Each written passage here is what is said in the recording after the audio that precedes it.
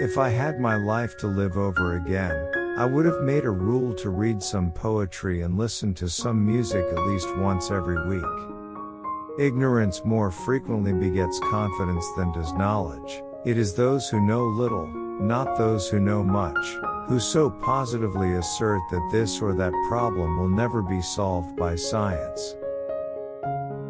The mystery of the beginning of all things is insoluble by us, and I for one must be content to remain an agnostic. An American monkey, after getting drunk on brandy, would never touch it again, and thus is much wiser than most men.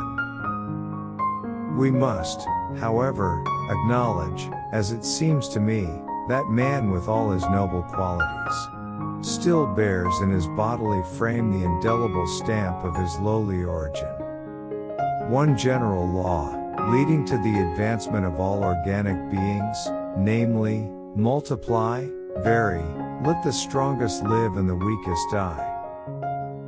Besides love and sympathy, animals exhibit other qualities connected with the social instincts which in us would be called moral. In the long history of humankind, and animal kind, too, those who learn to collaborate and improvise most effectively have prevailed. We can allow satellites, planets, suns, universe, nay whole systems of universe, to be governed by laws, but the smallest insect, we wish to be created at once by special act. Nothing is easier than to admit in words the truth of the universal struggle for life, or more difficult, at least I have found it so, than constantly to bear this conclusion in mind.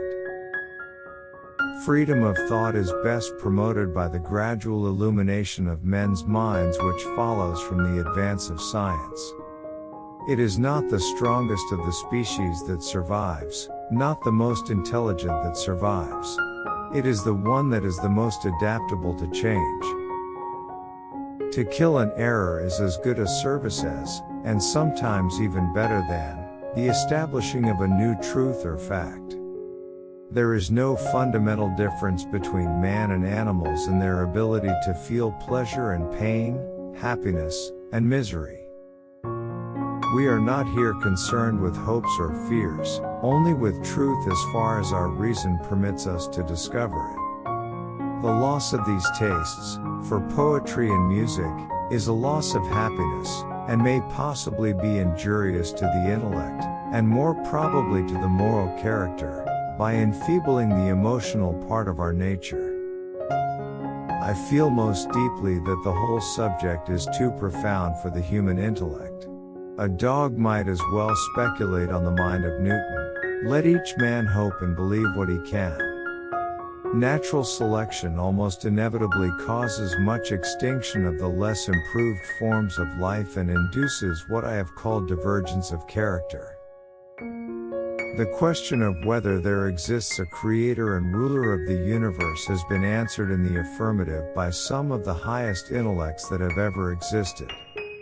In conclusion, it appears that nothing can be more improving to a young naturalist than a journey in distant countries.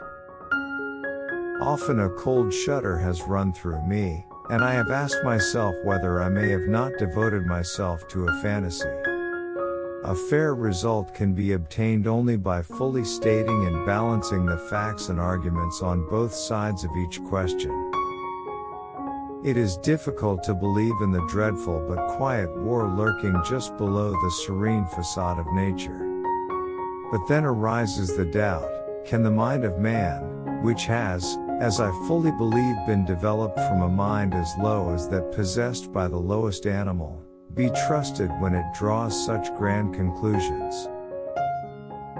The limit of man's knowledge in any subject possesses a high interest which is perhaps increased by its close neighborhood to the realms of imagination.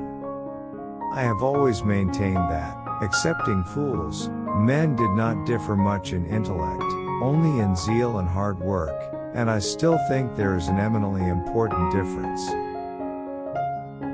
But a plant on the edge of a desert is said to struggle for life against the drought, though more properly it should be said to be dependent upon the moisture. A grain in the balance will determine which individual shall live and which shall die, which variety or species shall increase in number, and which shall decrease, or finally become extinct. Englishmen rarely cry, except under the pressure of the acutest grief, whereas in some parts of the continent the men shed tears much more readily and freely. What wretched doings come from the ardor of fame! The love of truth alone would never make one man attack another bitterly. It is necessary to look forward to a harvest, however distant that may be, when some fruit will be reaped, some good effected. I have stated that in the 13 species of ground finches, a nearly perfect gradation may be traced, from a beak extraordinarily thick, to one so fine, that it may be compared to that of a warbler.